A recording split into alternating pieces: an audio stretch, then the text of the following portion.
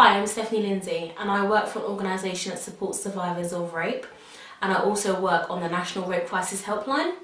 I'm going to be talking to you today about rape and marital rape. What is your view of marital rape?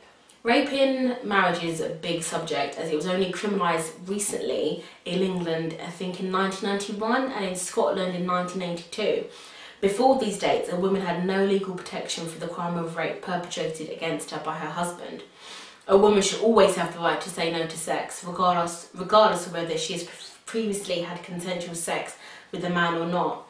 Forced intercourse within marriage or relationship is still rape. It is said that about 85% of survivors of rape know their attacker prior to the assault taking place, and that often this violence is perpetrated by a partner or an ex-partner. Why do you think that these women choose to remain in such abusive relationships?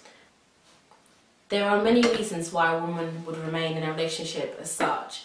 It could be fear that leaving might incite further violence, shame about speaking about what's happened, pressure from society, culture, family to stay, fear of being disbelieved, to prevent disruption to children, due to financial constraints. Some women blame themselves and others can't even admit what's happened in their relationships.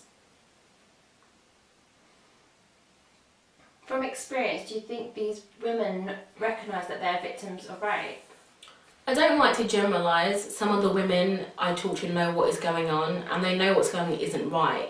It's just that term rape. Rape to them and most people is a stranger attacking them in the street and forcing sex on them. And in marital rape, this is not the case. It's incredibly hard to admit that the person you love, who you're in a relationship, is committing such a crime against you. A crime as violent as rape.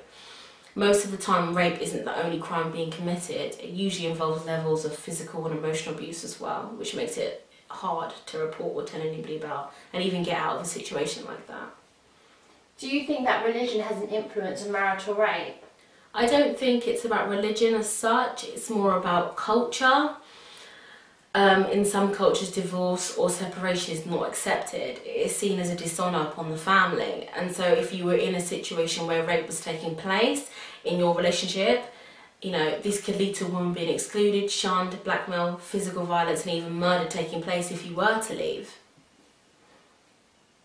What kind of counselling do you offer to women who are survivors of rape?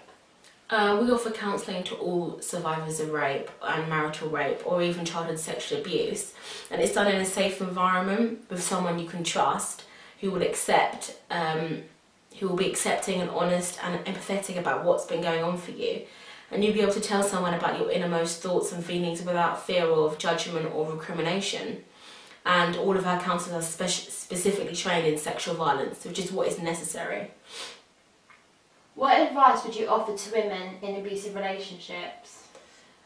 I would say that they should do what they want. If they wish to report to the police, then they should do that, and if they don't, then maybe going to a sexual assault referral centre like the Havens and getting some medical attention, get tested for pregnancy or sexually transmitted infections. You know, everybody responds differently to a traumatic event, and whatever you feel is a completely valid response to what has happened. You might be experiencing some of the emotions, you know, anger, frustration, sadness, depression, post-traumatic stress, and you might have none of these feelings. You might feel numb, but whatever you do or don't do, you need to know that someone is there and someone is there to support you. And you can call the Rape Crisis Helpline, which is on 0808 802 9999.